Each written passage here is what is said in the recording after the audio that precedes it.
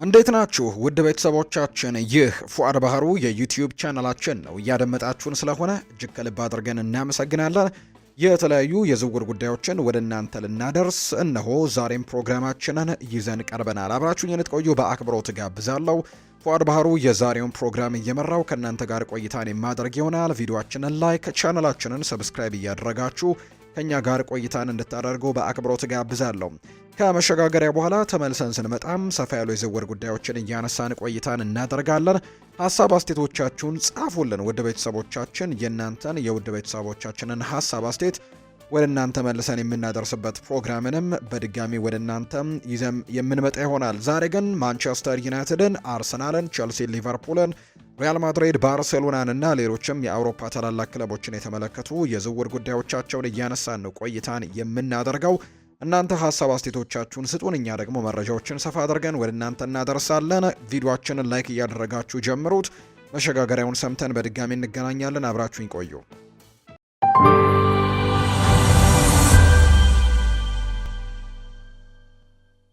ወደ ቀዳሚው መረጃችን እናምራ።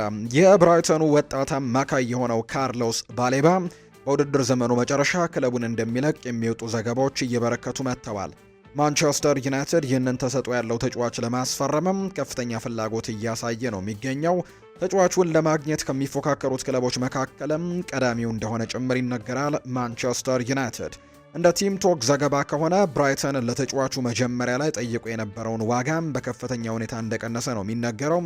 ብራይተን ተጫዋቹን ለመልቀቅ መጀመሪያ ላይ 100 ሚሊዮን ፓውንድ አካባቢ ነበር ጥያቄ እንዳቀረበ እየተገለጸ የሚገኘው። ነገር ግን አሁን ላይ ያ ዋጋ እንደቀነሰ ይነገራል። በተቀነሰው ዋጋ መሰረትም አሁን ላይ ክለቡ ዋጋውን በ30 ሚሊዮን ፓውንድ በመቀነስ በ70 ሚሊዮን ፓውንድ ለመሸጥ ፈቃደኛ ይሆናል ተብሎ ነው የሚጠበቀው።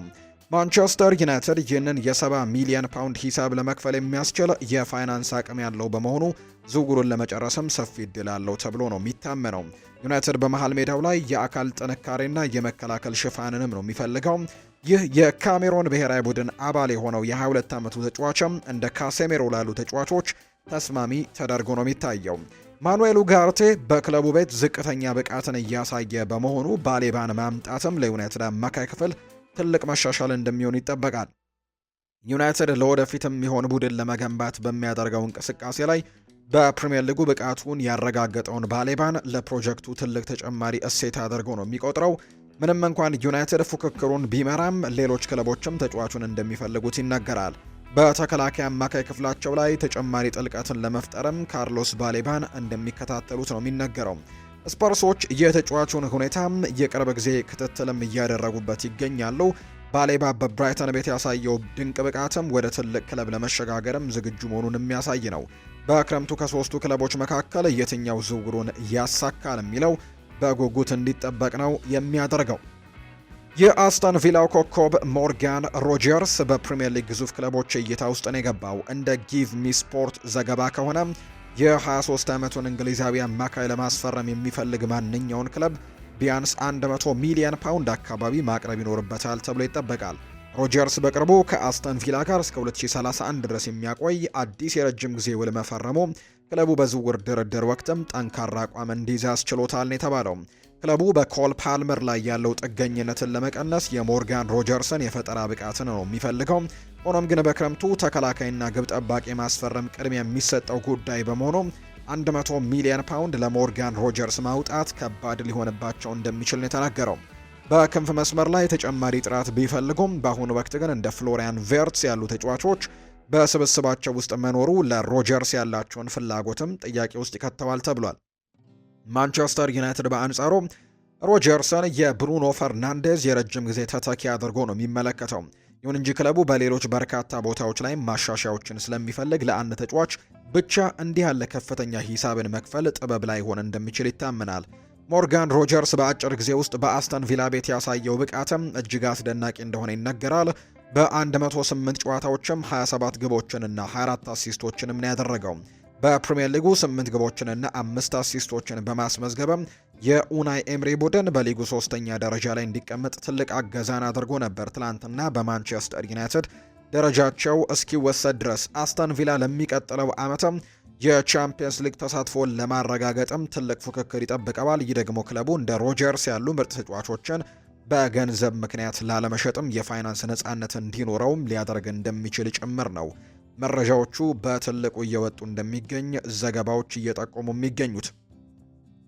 ሌላኛው የምናነሳው ጉዳይ ደግሞ የሚሆነው ማንቸስተር ዩናይትድ ለብራይተን ኤንድ ሆቭ አልቢየን እስካሁን የመጀመሪያ ጨዋታውን ያላደረገውን የ24 ዓመቱን ግብ ጠባቂ የሆነው ካርል ራሽወርዝን ለማስፈረም ፍላጎት እንዳለው የሚያሳዩ መረጃዎች እየወጡ ነው። እንደ ቲም ቶክ ዘገባ ከሆነ ዩናይትድ ለግብ ጠባቂ ክፍሉ ተጨማሪ ጥራትና ጥልቀትን ለመጨመር ነው ለወራቶች ተጫዋቹን ሲከታተል እንደቆየ የሚነገረው። ራሽወርዝ በብራይተን ቤት ገና የመጀመሪያ ጨዋታውን ባያደርግም በተለያዩ ክለቦች ግን በውሰት በነበረው ቆይታ ግን ብቃቱን በደንብ ያሳየ አይነት ግብ ጠባቂ ነው። ባለፈው የውድድር ዘመን ለምሳሌ በስዋንዚ ሲቲ እና በዚህኛው የውድድር ዘመን ደግሞ 2025 ማለት ነው በሃል ሲቲ በውሰት ተጫውቷል። ባርት ቨርት ብሩገን ክለቡን የሚለቅ ከሆነ በብራይተን በኩል ራሽወርዝን የአንደኛ ምርጫ ግብ ጠባቂያቸው ለማድረግ ነው እቅድ እንዳላቸው የሚነገረው። ብራይተን ኤንድ ሆቭ አልቢዮኖች በኦልትራፎርድ የግብ ጠባቂዎች ለውጥ ሊደረግ እንደሚችል ምልክቶችም እየታዩ ነው የሚገኘው። ኦናና በአሁኑ ወቅት በውሰት ከክለቡ ውጭ የሚገኝ ሲሆን በክረምቱ በቋሚነት የመሸጥ እድሉ በጣም ሰፊ ነው። ራሽወርዝ ደግሞ የእሱ ተስማሚ ተተኪ ተደርጎ ነው የሚታየው። ራሽወርዝ ወደ ዩናይትድ ከመጣም ከቤልጅየማዊው ግብ ጠባቂ ሴኔ ላሜንስም ሁለተኛ ግብ ጠባቂ ወይም የሴኔ ላሜንስ ተተኪ ይሆናል ተብሎ ይታሰባል። ለአንደኛ ምርጫነትም ይፎካከራል ተብሎ ይጠበቃል። ቸልሲና ቶትንሃምም ግን ይህንን ግብ ጠባቂ እንደሚፈልጉት የሚያሳዩ መረጃዎች በተደጋጋሚ ይወጣሉ። ምንም እንኳን ተጫዋቹ ወደ ማንቸስተር ዩናይትድ ማምራቱ ለእድገቱ ትልቅ ደረጃን ቢሆንም ብራይተን ግን በቀላሉ ለመልቀቅ ፍቃደኛ ይሆናል ተብሎ አይጠበቅም። ብራይተን ለተጫዋቹ ከፍተኛ ግምት የሚሰጠው በመሆኑ ዩናይትድ ዝውውሩን ለማሳካትም ከፍተኛ ክፍያን ሊጠይቅ እንደሚችል ነው የሚነገረው። ክለቡ ኮከብ ግብ ጠባቂዎችን አሳልፎ ለመስጠት ስለሚቸገር ድርድሩ ጠንካራ ሊሆን እንደሚችል ነው የሚነገረው። ማንቸስተር ዩናይትድ በሚቀጥለው የውድድር ዘመን ለትልልቅ ዋንጫዎች ለመፎካከርና ወደ እንግሊዝ እግር ኳስ አናት ላይ ለመመለስ ጥራት ያለውና ጥልቀት ያለው ስብስብን ለመገንባት ነው ራሽወርዝም እንደ ትልቅ ኢንቨስትመንት እንደሚመለከቱት ጭምር የተነገረው። የአያክሱ የ18 ዓመት አማካይ ሾን ስቲወር በፕሪሚየር ሊጉ ታላላቅ ክለቦች እይታ ውስጥ እንደገባም እየተነገረ ነው። እንደ ቲም ቶክ ዘገባ ከሆነ ሊቨርፑል፣ አርሰናል እና ማንቸስተር ዩናይትድ ባለፉት ሳምንታት የተጫዋቹን ሁኔታ በቅርበት ሲከታተሉ የቆዩ ናቸው። ይሄ ወጣት ተከላካይ አማካይም በሆላንድ ኤርዲቪዜ እና በአውሮፓ መድረኮች ባሳየው ብቃትም ብዙዎችን አስደምመዋል። በዚህ የውድድር ዘመን 2025-26 ለአያክስ በሁሉም ውድድሮች 30 ጨዋታዎችን በማድረግም 2 ግቦችን አስቆጥሮ 4 አሲስቶችንም አመቻችቶ አድርጓል። ለእንግሊዝ እግር ኳስ የሚመጥን አካላዊ ጥንካሬና የቴክኒክ ክህሎት እንዳለው ይነገርለታል። አያክስ ተጫዋቹን በቀላሉ የመልቀቅ ፍላጎት ባይኖረውም የፕሪሚየር ሊግ ክለቦች ግን ከፍተኛ ክፍያን ከፍለው ለማስፈረም የሚያስችል የፋይናንስ አቅም እንዳላቸው ነው የሚነገረው። ክለቡ ለተከላካይ ክፍሉ ተጨማሪ ጥራት ያስፈልገዋል። በአሁኑ ወቅት ሪያ ግራቨንበርች በዚህ ቦታ ላይ እየተጫወተ ቢሆንም የስቲዌር መምጣት ግን ግራቨንበርች ወደ ተለመደው የመሃል ሜዳ ሚናው ተመልሶ በነፃነት እንዲጫወትም እድል ይሰጠዋል ተብሎ ነው የሚታሰበው። ማንቸስተር ዩናይትድ ስቲዌርን በክረምቱ ክለቡን ለቆ እንደሚወጣ የሚጠብቀው የካሴሜሮ የረጅም ጊዜ ተተኪም አድርገው ነው የሚመለከቱት። አርሰናሎች በመሃል ሜዳው ላይ በቂ ጥልቀት ቢኖራቸውም ይህንን ተስፋ ሰጪ ወጣት ግን ለወደፊት ግንባታቸውም ሊጠቀሙበት ይችላሉ ተብሏል። ሆኖም ግን በአሁኑ ወቅት ለተጫዋቹ መደበኛ የመሰለፍ ዕድልን ለመስጠት ግን ሊቸገሩ እንደሚችሉ ነው የሚገመተው። ሌላኛው ካርሎስ ባሌባ ነው። ማንቸስተር ዩናይትድ በሊቨርፑልና በቶትናም የሚፈለገውን የብራይተን ካርሎስ ባሌባን ለማስፈረም ፉክክሩን እየመራ ነው። ዋጋውም ወደ 70 ሚሊዮን ፓውንድ ዝቅ ማለቱን ተከትሎ ምናልባት ይህንን ተጫዋች ያመጡታል ተብሎ ነው የሚታሰበው። አስተን ቪላ ኮከቡን ሞርጋን ሮጀርስን ለመልቀቅም 100 ሚሊዮን ፓውንድ እንደሚፈልግ ለፈላጊ ክለቦቹም ለቼልሲም ቢሆን ለሊቨርፑልም ቢሆን ለዩናይትድም ቢሆን እንዳሳወቀም ተናግሯል።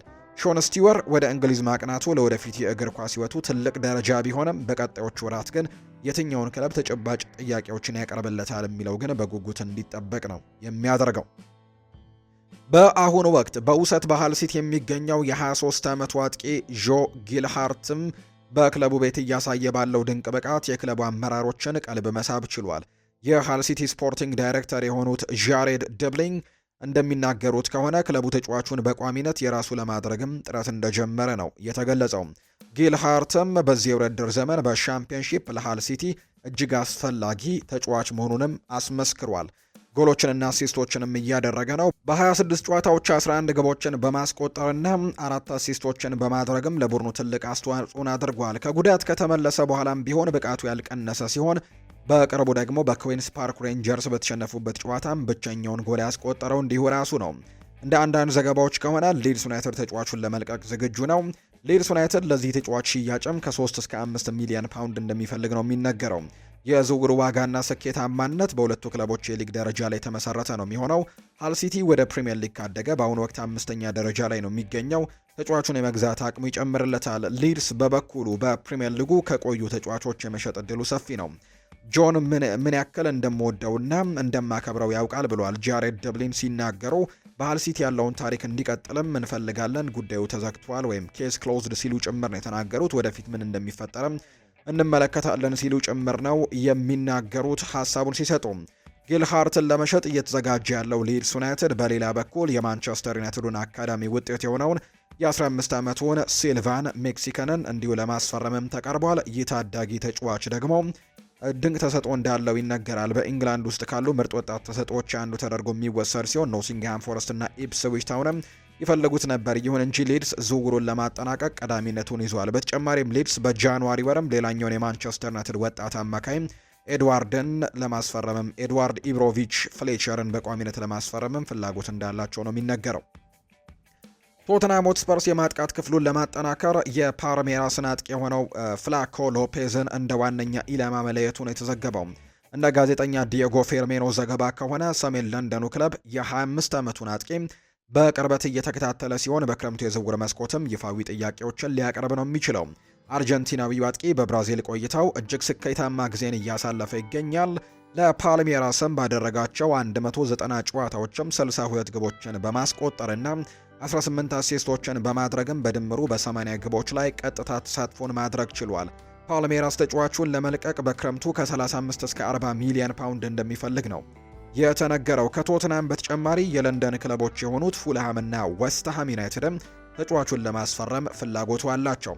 ክለቡ በክረምቱ ከፍተኛ ገንዘብም አውጥቶ ያስፈረመው ዶሚኒክ ሶላንኬን በቋሚነት ግቦችን በማስቆጠር ረገድም ወጥ የሆነ ብቃትን ማሳየት ባለመቻሉ ቶትናም ተጨማሪ አማራጭ ነው የሚፈልገው። ሎፔዝ ወደ ክለቡ እንዲሁ ደግሞ መምጣቱ ከሶላንኬ ጋር አንደኛ ምርጫነት እንዲፎካከሩ የሚያደርግ ሲሆን ይህም ደግሞ የሁለቱም ተጫዋቾችን ብቃት ሊያሳድግ እንደሚችል ነው የሚታመነው።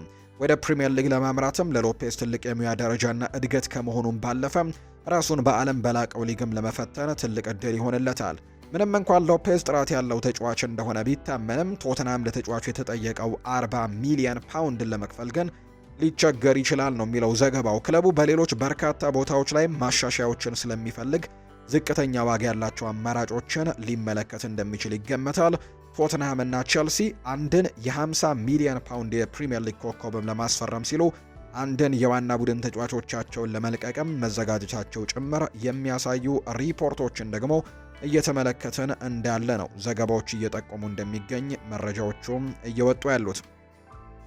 ሌላኛው የምናነሳው ጉዳይ ደግሞ በአሁን ወቅት በአውሮፓ እግር ኳስ ውስጥ ካሉ እጅግ ተስፋ ሰጪ ተከላካዮች አንዱ የሆነው የአታላንታው የግራ መስመር ተከላካይ የሆነው ሆነስት አንሆር በፕሪሚየር ሊጉ ታላላቅ ክለቦች ውስጥም እይታ ውስጥ እንደገባ የሚያሳዩ መረጃዎችም እየወጡ ነው። እንደ ከቼንድ ኦፍ ሳይድ ዘገባ ከሆነ አርሰናልና ቼልሲ ይህንን የ18 ዓመት ወጣት ለማስፈረምም እንቅስቃሴ መጀመራቸው ነው የሚነገረው። ሃኖር በጣሊያን ሴሪ እና በቻምፒየንስ ሊግ ባሳየው ብቃትም ብዙዎችን እያስደመመ የሚገኝ አይነት ተጫዋች እንደሆነ ምስክርነታቸውን እየሰጡለት እንደሚገኝ ነው የተገለጸው። ይህንን ተጫዋች በተመለከተ በርከት ያሉ ሰዎችም አድናቆታቸውን ለዚህ ተጫዋች እየለገሱት እንደሚገኝ ጭምር ይነገራል። ሁለገብ ነው። እንዲሁ እንደ ዘመናዊ አጥቂ መስመር ተከላካይም አታኪንግ ፉልባክ ከመጫወቱም በላይ በታክቲክ ደግሞ ለውጥ ላይም እንደ መሃል ተከላካይም ሆኖ የመጫወት ትልቅ ብቃት እንዳለው ጭምር ይነገርለታል። በሜዳ ላይ ባለው ፍጥነትና በአካላዊ ፍልሚያዎችም ላይ ባለው ጥንካሬም ይታወቃል። በዚህ የውድድር ዘመን ለጣሊያኑ ክለብ በሁሉም ውድድሮችም 25 ጨዋታዎችን ማድረግ ችሏል። የአህኖር ወኪሎችም ከፕሪሚየር ሊግ ክለቦች ጋር ንክኪ ያላቸው ሲሆን የሚከተሉት ክለቦች ደግሞ ስካውቶቻቸውን በመላክ ተጫዋቹን በአካል ተከታትለውታል። አርሰናልና ማንቸስተር ሲቲ ሁለቱ ክለቦች ለተጫዋቹ የረጅም ጊዜ እድገትም እስከ 35 ሚሊዮን ዩሮ የሚደርስም ሂሳብ ለማቅረብ እያሰቡ መሆኑን የተነገረው። ቼልሲ ተጫዋቹ ካስፈረመ በኋላ ለተወሰነ ጊዜ በውሰት እንዲቆይ በማድረግም ብቃቱን ይበልጥ ሲጎለምስ ደግሞ ወደ ዋናው ቡድን የመቀላቀል እቅድ እንዳለው ጭምር ነው የተናገረው። አታላንታ ወጣቱን ተጫዋች እንደማይነካ ወይም አንተቸብል ተጫዋች ወይም ሀብት አድርጎ ነው የሚመለከተው። ክለቡ አሃኖር ቢያንስ ለአንድ ተጨማሪ የውድድር ዘመንም በቤርጋሞ እንዲቆይ ነው የሚፈልጉት። ይህም ደግሞ የተጫዋቹን ልምድና የዝውውር ዋጋም ይበልጥ ከፍ እንደሚያደርገው ነው በርካቶች የሚገምቱት። ቸልሲና ቶተንሃም አንድን የ50 ሚሊዮን ፓውንድ የፕሪምየር ሊግ ኮከብ ለማስፈረም ሲሉ ከዋናው ቡድናቸው ተጫዋቾችን ለመቀነስ መዘጋጀታቸውም እየተዘገበ ነው የሚገኘው።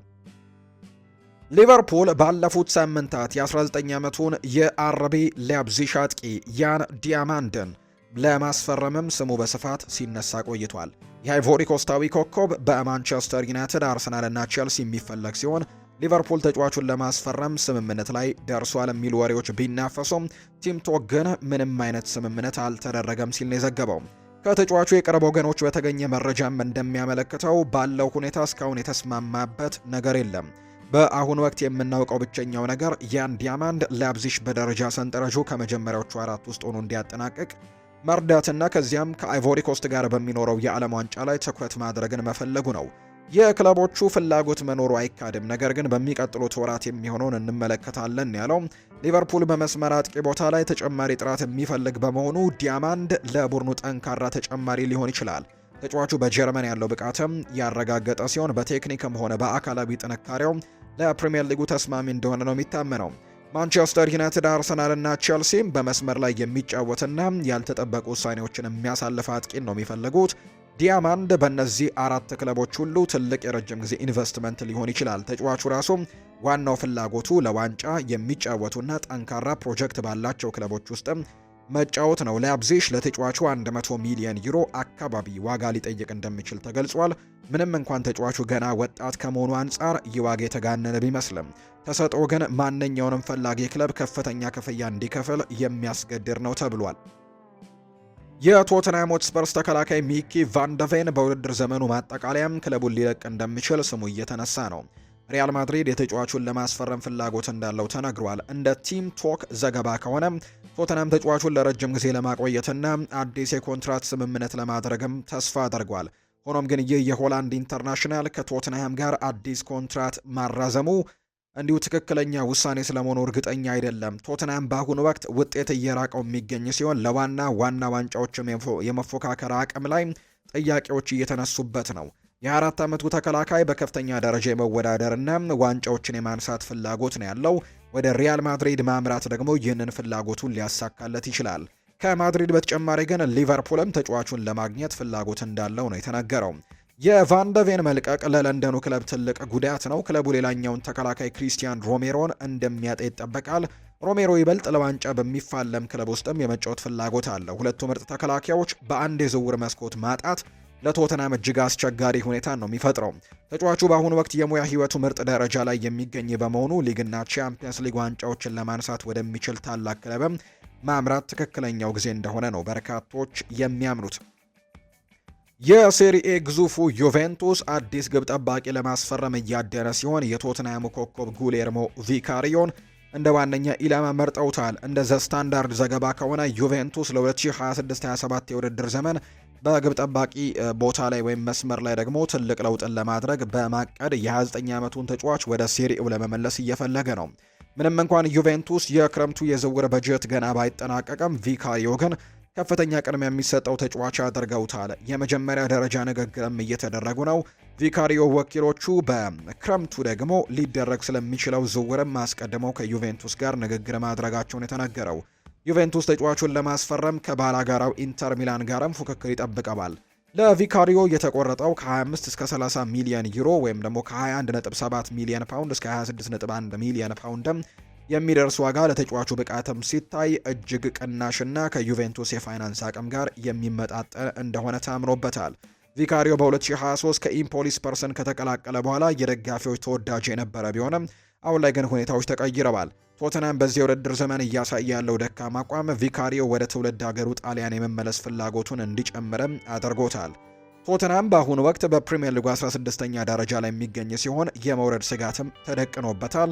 በዚህ ምክንያትም ክለቡ በከፍተኛ ደሞዝም የሚከፍላቸውን ተጫዋቾች በመሸጥ የቡድኑን ለውጥም ለማድረግ ነው እቅድ ያለው። ቪካሪዮ ወደ ጣሊያን የመመለስ ፍላጎት ካለውና ተመጣጣኝ የገንዘብ ጥያቄ ከቀረበ ቶተንሃም ግብ ጠባቂውን ለመሸጥ ፍቃደኛ እንደሆነ ጭምር የሚያሳዩ መረጃዎችን እየተመለከትን እንዳለ ነው ዘገባዎቹ እየጠቆሙ እንደሚገኙ መረጃው የወጣው።